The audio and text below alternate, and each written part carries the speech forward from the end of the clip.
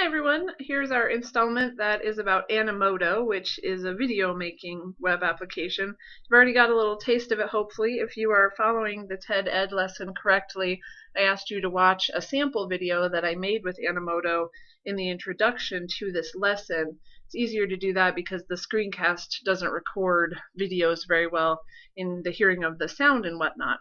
So hopefully that's kind of piqued your interest in the sense of what Animoto does. It works really neat in the way of students not having to do a lot of that editing work themselves. So Animoto makes videos. You upload images, you put in text, you can upload videos, and it takes all of that. Once you've added music to your video, and you heard in my video that I added a theme song that I had downloaded and bought in iTunes, Animoto kind of senses the beat of your music or the tone of it, and it produces that video for you with the stuff that you've put into it. You don't have to do that editing yourself. It does take away some of the control. So if students are wanting to make a video where they have really careful control over the timing of the images and the appearance of text, or there's a lot of text involved in the video, this is not going to be the tool they'll use. They might use something like iMovie or Movie Maker. But in many ways, students who aren't very familiar with those more complicated editing applications, they're really satisfied with this because they can focus on the content and sending a message that fulfills the assignment or is meaningful. And then Animoto does the work of making it kind of look cool. There are education accounts available. I'll talk about that in a second. And there's lots of possible uses for Animoto. I'll let you kind of read these yourself this time, but certainly I don't just mean US or world history. You could make a video about scientific history or art history or mathematical history in the way of a mathematician that made a really great, important contribution to math. Students can use this for all subject areas, and they can not only record things in their own lives or around their own school, but also things that are specific to an academic subject. If you look down at the bottom of our list here, you can use this to catalog an event that your students are participating in or something that's going on in your classroom and make a really great video to share with parents or other stakeholders. And you can download these videos. You can download the web version for free, or you can pay $5 and download a HD high-resolution version that you can burn to a DVD. So if you are thinking about doing that for like something for parents, you might go ahead and spring for the $5 because that might be a neat memento from an activity if you make a video of it. A free account on Animoto is called a Lite account, and it allows you to make 30-second videos. That's not very robust in the sense of what we might use it for school. So Animoto has generously made it so that teachers and educators can apply for an educator account, and if you're approved, they give you a code to give your students so that when your students sign up, they can make full-length videos, as many as they'd like. And the account is good for 9 months, and then you can reapply. I have used this for years. Every time I reapply, it is immediately approved. It does say on their site that it takes a little while, perhaps the first time, for you to get approved, and I've never waited very long at all, but the most it's been is like a couple of days. So if you are thinking of using this in class, you want to plan for that time for you to get your code from Animoto, but it seems to work pretty seamlessly and very well. So this is the page where you would apply to that, and I'll put that link in our additional resources. When you go up to just sign up yourself, you're going to choose a Lite account, and then you're going to put an email address, your name, and choose a password. I already have an educator account, and I have a promo code to give my students, and that's what's going to give them an education account where they can make those full-length videos. So when you do go to sign up for this, if you would like to get an education account right away and be able to kind of play with this before you apply for your own educator account, just email me and I'll be happy to give you my code for my students, since technically you're my students in this class, and that will give you an account where you can make longer videos.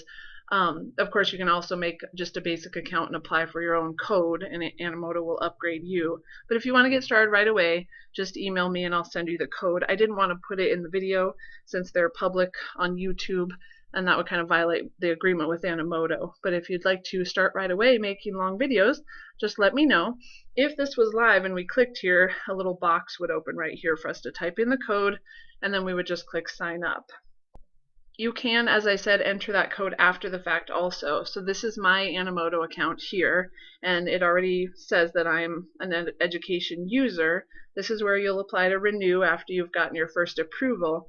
But if students aren't listening and make an account where they don't put your promo code in and they just have a light account, they can go to their account information, enter the code retroactively essentially, and it will upgrade their account to an education account. So you can upgrade your own personal account if you've already made one and you want to get that code from me to start playing right away. You can see up at the top here, we can create videos from scratch very easily. Animoto is very intuitive. It's really great in the way of guiding you through the process. Because it can be somewhat lengthy, I've already started a video just to kind of show you the different features.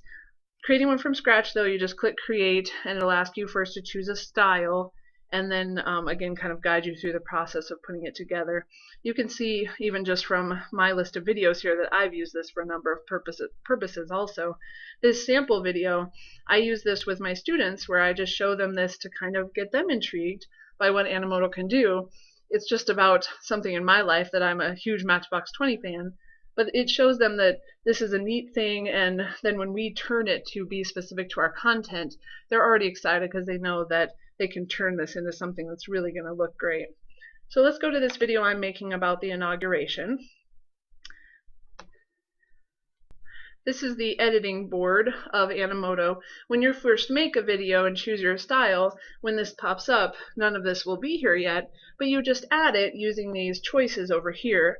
You can see that I can change the title of my project right here, so if you don't name it right away, you can change the title later. The style, what I was talking about that you'll choose first, you can change that even when you're in the editing tool. There's lots of choices here, and they have some really neat video styles to choose from. The ones that say Pro, those are the ones you can't use because those cost extra money, but everything else is open to all the Plus users. So you choose your style, and you can change it if you are unhappy with the one you chose at the first screen. And then you'll choose your music. I've already chosen some, which is why it says change. You can see that I chose a song called 1492. It's an instrumental piece of music. I chose this directly from Animoto. Animoto has a bunch of songs in this music library that artists have given to them to either get their name out there, or it might be because it's out of copyright, as you can see with some of these classical songs. There are a ton of genres on here: classical, country, electronic, hip-hop, rock, jazz, all sorts of different choices. Students should probably decide kind of the feeling they want their video to have within the scope of the assignment, and then they can start, looking around and listening to little samplings of the songs by clicking on this blue arrow till they decide on the one that they want, and then they choose it and choose Add Song down here. So there's hundreds and hundreds of songs they can choose from in Animoto's library, or they can upload their own music. You just want to be sure that kids understand that to upload songs legally, they need to have purchased them on iTunes or taken them off their own CD. You can download a song as an MP3 on iTunes because you have to upload it to Animoto as an MP3. So if you just look in iTunes Help, it'll tell you how to do that. But again, we just want to discourage them from going out and getting songs on the internet illegally. But if they have purchased it on iTunes, it's within their right to use it here because they've already bought it. So they choose their music, and again, very simple, guides you through it. And that's then when they start to add pictures and videos. So you can see that I've added a number of images here. To do that, I just went to upload pictures and video. There are services that Animoto interfaces with you can sign into and pull pictures from, but it'll probably be true that your students will have gone online, saved some images from an image search. You can use Google Creative Commons to find images that are copyright free. You can use some images that are copyrighted within the educational use rights. That's fine too. Students do need to save them as an image. They cannot copy and paste them into a Word document or something like that. They need to save them in a file on the computer as an image to be uploaded to Animoto. So I've already uploaded a bunch, but we'll do one more just to see how it works. So I choose an image and I click open. And since it was just one image, it uploaded very quickly right down here. It takes a little while if you're choosing 20, 30 images and a couple of videos to upload everything. but it's never taken so long that my students have become very frustrated, but it can take a little while. So once the pictures are all uploaded, then you can begin dragging them around and putting them in the order that you want them to be in. So it's just as easy as that to kind of edit the order of your images. Just grab and drag. And you can also use these other tools to change the images a little bit and do some different things with them. So for example, we can choose to spotlight an image. That's going to put it in the video a little bit longer, and it kind of has a special emphasis on it, and you can tell when an image has been spotlighted because it has that gold frame around it. We can rotate the images, so especially if you have uploaded some images from your own camera and they're crooked, you can turn them correctly. You can duplicate images so that they're repeated in a video for effect or to send a certain message. You can delete them, of course, and I don't actually want this in my video, so I will delete it. It just takes it right out after it confirms it's okay. If you choose more than one image at a time with your control key, then you can shuffle them around to kind of change the scope of your video. Especially if it's sort of a more random video, the shuffle option might be an interesting one for students to use.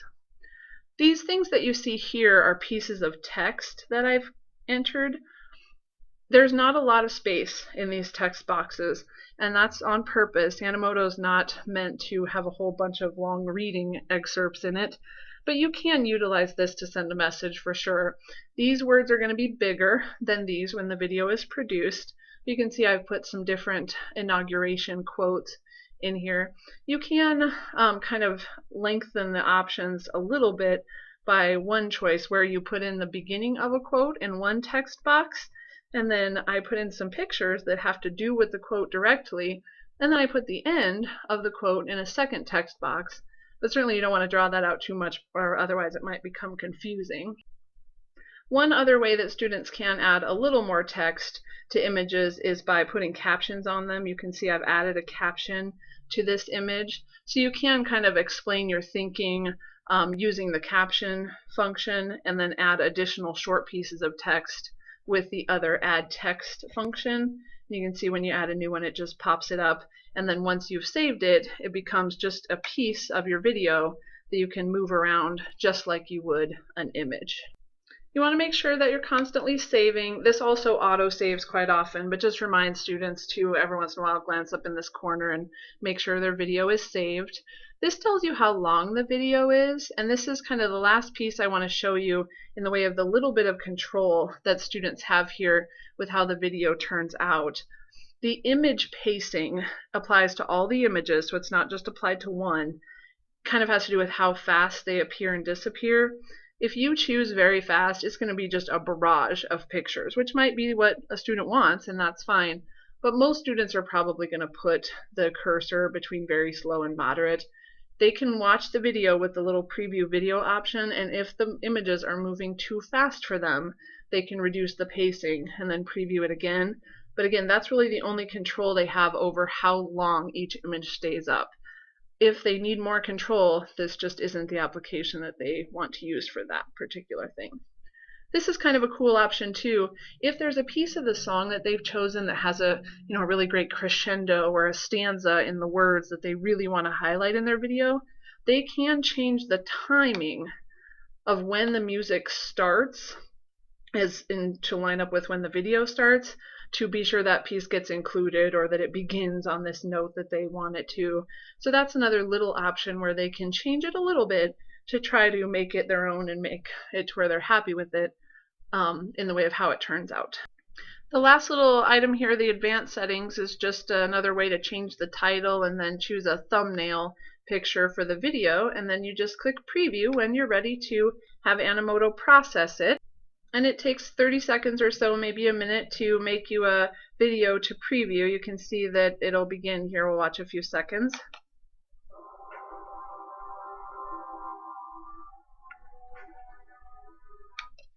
And if you're happy with how the video looks, even though it's a little fuzzy, it'll make a better resolution one if you produce it. You click produce. If you want to change a few things around, you go back to edit and then produce it again. And it's just as simple as that. So hopefully this gives you a good introduction, and I'm excited to see how you use Animoto.